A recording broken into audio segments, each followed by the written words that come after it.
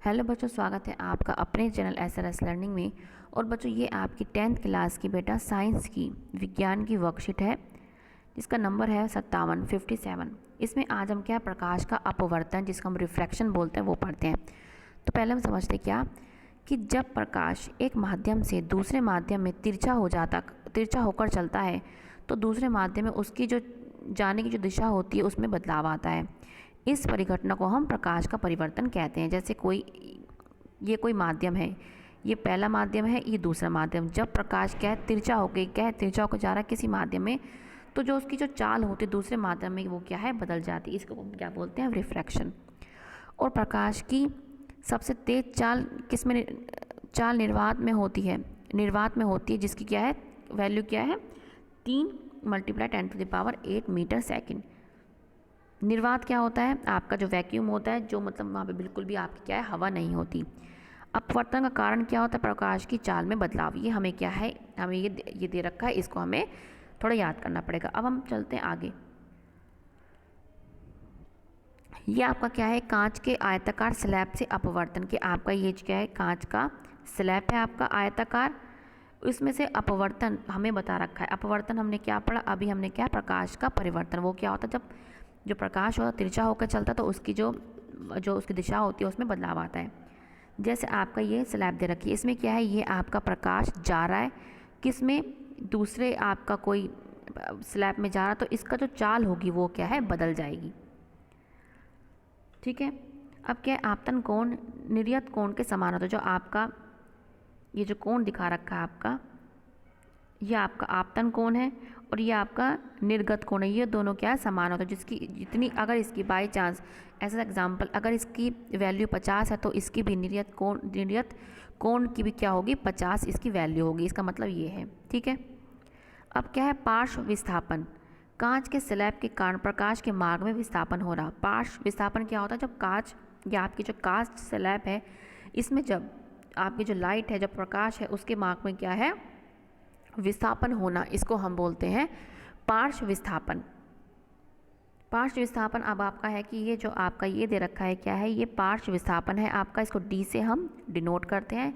और हमारा जो पार्श्व विस्थापन है ये 2 कारकों पर निर्भर करता है। कौन कौन सा, पदार्थ का अपवर्तनांक और कांच के स्लैब की चौड़ाई की। जो आपका ये कांच की जो चौड़ाई है वो कितनी है, और जो आपका पदार्थ का अपवर्तन कितना हो रहा है, उस पर क्या है, ये डिपेंड करता है। तो ये बेटा आपका जो है आयताकार, आपके क्वेश्चन में भी आएगा कि एक स्लैब के द्वारा आप एक कांच का आयताकार में आप अपवर्तन को समझाइए। ठीक है। इसके बाद हमारा क्या है, प्रकाश अपवर्तन के नियम के, जो प्रकाश अपवर्तन है उसका नियम क्या है। पहला क्या है, आपतित किरण अपवर्तित किरण तो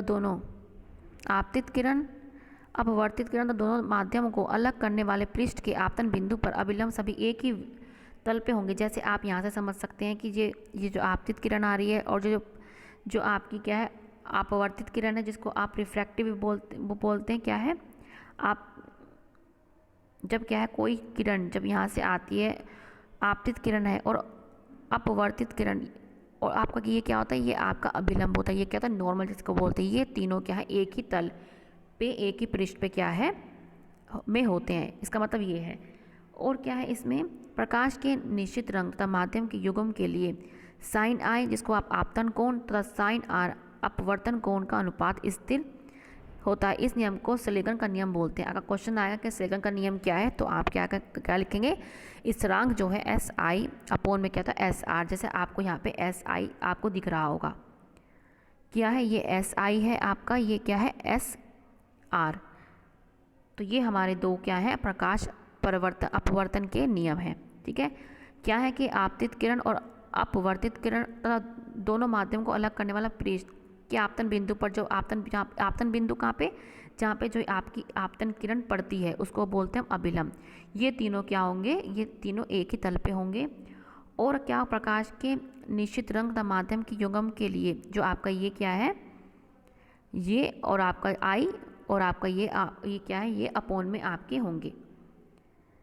ठीक है। और इसको हम स्लेगन का नियम बोलते हैं। ये क्या है, स्थिर अनुपात में होंगे। इनका जो अनुपात होगा वो स्थिर होगा, और इसका फॉर्मूला हमारा ये है। ठीक है। अब हमने ये पढ़ लिया। अब हम थोड़ा सा यहाँ पढ़ते हैं अपवर्तनांक। अपवर्तनांक को हम N से डिनोट करते हैं। अपवर्तनांक क्या है कि माध्यमों के युग्म में प्रकाश की गति के अनुपात को अपवर्तन कहते हैं।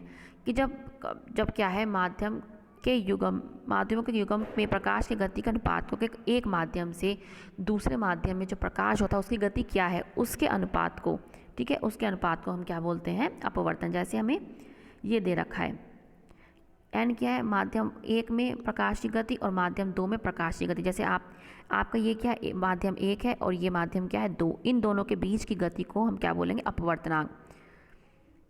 अब क्या है, ठीक है, अब हम यहाँ पे पढ़ते हैं इंपॉर्टेंट हमारी चीज़ क्या है, ये वाली, कि जब प्रकाश किरण विरले से संघनन माध्यम में, विरले क्या होता है, रेयरर, और संघनन मतलब क्या होता है, डेंसर माध्यम में जाती है तो उसकी चाल कम हो जाती है। जैसे मतलब तथा अभिलंब की ओर झुकती है। आपका ये एक फॉर्मूला है ड्रो,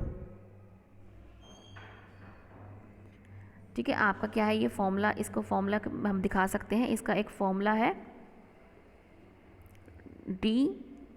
DAW ड्रो, ठीक है। इसका फॉर्मूला ये क्या होता है, हमारा डेंसर जिसको हम संघनन बोलते हैं, ये होता है हमारा विरले जिसको हम रेयर बोलते हैं, और ये क्या था, अवे।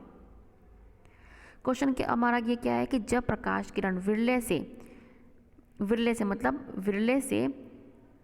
संघनन के माध्यम में जाती है।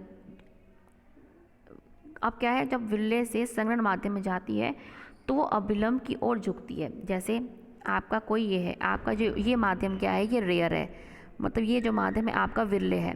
जब ये आपका संघनन माध्यम है, ये जब रेयर से ये आपका क्या है, ये आप अभिलंब बनाते हैं। देखो यहाँ पे कोई रे जाती है, जब इंसिडेंट जो आपकी आपतित किरण है उस पॉइंट जहाँ पे ये टकराती है इसको बोलते हैं हम अभिलंब, ठीक है।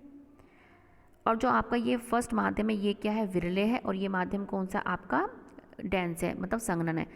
जब प्रकाश किरण विरले माध्यम से संघनन माध्यम में जाती है तो वो जो उसकी चाल होती है वो कहाँ की तरफ झुकती है, वो ये आपका अभिलंब है, इसकी तरफ वो झुक जाती है, मतलब इसकी तरफ वो जाती है, ठीक है।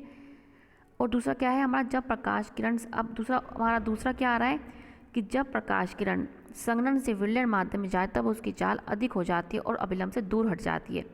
जैसे कोई ये आपका संघनन माध्यम है, ये क्या है, ये आपका अभिलंब है, तो ये से दूर चली जाएगी, ठीक है। आप इसको इसमें समझ सकते हैं, ये आपका क्या है, जो एयर है आपकी, ये आपकी विरले है, और ये जो आपकी ग्लास स्लैब है ये क्या आपका संघनन है। तो पहले में क्या, जब ये जो आपकी रेयर थी ये कहाँ की तरफ मुड़ रही थी, ये अभिलंब की तरफ मुड़ रही थी। क्यों, ये विरले से कहाँ जा रही है, संघनन में। अब क्या है, आपका ये संघनन है और ये क्या, रेयर। जब ये संघनन से रेयर की तरफ जाएगी तो ये क्या है, ये कहाँ को मुड़ जाएगी, अभिलंब की से दूर भागेगी, ठीक है। तो हमने ये समझा। अब हम उसके क्वेश्चन पे आते हैं कि यदि कांच का अपवर्तनांक इतना है और C हमारा दे रखा है तो कांच में प्रकाश की चाल कितनी होगी। ये क्वेश्चन बेटा आपके लिए हमने लिख रखा है, ठीक है। इसको आप यहाँ से लिख सकते हैं कि रिफ्रैक्टिव इंडेक्स जो आपका ये दे रखा है, मतलब अपवर्तनांक आपका इतना है तो कांच में प्रकाश की चाल कितना होगा। ये आप यहाँ से बेटा ये फॉर्मूला आप लिख लेना। ये अब हमको ये दे रखा है और हमें स्पीड ऑफ लाइट, मतलब जो प्रकाश की, इसको हिंदी में लिख सकते हैं कि प्रकाश की चाल हमें दे रखी है और हमें स्पीड ऑफ ग्लास हमें निकालना है, तो हमारा ये आंसर हो जाएगा, ठीक है। हमें क्या है 1.5 हमें दे रखा है, ये हमें पता है कितनी होती है, हमें ये निकाल, तो हम क्रॉस मल्टीप्लाई करेंगे तो हमारा आंसर क्या आ जाएगा, ये। तो बेटा ये यहाँ से देख के आप लिख लेना। इसमें आपने जो फॉर्मूला लगाया वो है ये वाला लगाया है। इसको बेटा हिंदी में अगर आप लिखना चाहें तो ये वाला फॉर्मूला भी आप यूज़ कर सकते हैं। आपका n आपको दे रखा था, ठीक है, ये वाला फॉर्मूला बेटा लगा लेना कि n आपको दे रखा था कितना, इतना।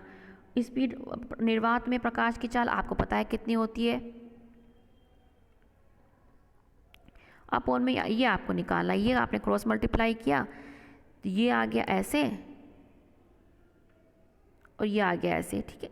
जब आपने काटा तो आपका आंसर क्या है, जो आपका निकाला है ये, ठीक है। ये मैंने हिंदी में आपको बता दी कि आप इसकी जगह हिंदी में भी फॉर्मूला लिख सकते हैं, तो ठीक है। कौन से वाला लिखेंगे आप, ये वाला बच्चे, ठीक है। ये आपका दे रखा है और ये आपकी वैल्यू बताइए कितनी होती है, 3 10 to the power 3 multiply 10 to the power 8। और ये आपको माध्यम में प्रकाश की जो गति है निकालनी है, तो ये आपके आराम से निकल जाएगा। दूसरा क्वेश्चन क्या हमारा कि प्रकाश अपवर्तन के नियम लिखो। ये हमने अभी समझाए आपको। ये रहा आपका सेकंड क्वेश्चन, ये रहा। ये यहाँ से आप बेटा ये सेकंड क्वेश्चन लिख लेना, क्योंकि मैंने अभी आपको शुरू में क्या है इसको पूरा क्वेश्चन को समझाया है। तीसरा क्वेश्चन क्या है हमारा कि कांच के स्लैब द्वारा प्रकाश के अपवर्तन का नामांकन चित्र। इसमें सिर्फ आपको चित्र बनाना है, कुछ भी आपको ये नहीं बताना है, बस आपको इसमें चित्र बनाना है। ये आपका थर्ड क्वेश्चन है। क्या लिखेंगे आप, ये कहेंगे ये वायु है और ये क्या है आपकी ग्लास स्लैब है। आपको बस सिर्फ इसमें चित्र बनाना है और आपका पूरा क्वेश्चन हो जाएगा। तो बच्चों ये आपकी आज की 10th क्लास की वर्कशीट थी साइंस की। बच्चे अच्छी लगी हो तो लाइक का बटन जरूर दबाया, क्योंकि आपके लाइक का हमें इंतज़ार रहता है बेसब्री से। ठीक है बच्चों, बस इतनी सी आपकी वर्कशीट है। अब मिलते हैं आगे की वर्कशीट के साथ। और बच्चों आपका तहे दिल से शुक्रिया कि आप हमारी वीडियो देख रहे हैं, उसको इतना सराह रहे हैं, इसके लिए तहे दिल से शुक्रिया। ठीक है बच्चों, मिलते हैं आगे की वर्कशीट के साथ। हमेशा खुश रहिए, कोविड-19 से बच के रहिएगा। बाय बच्चों।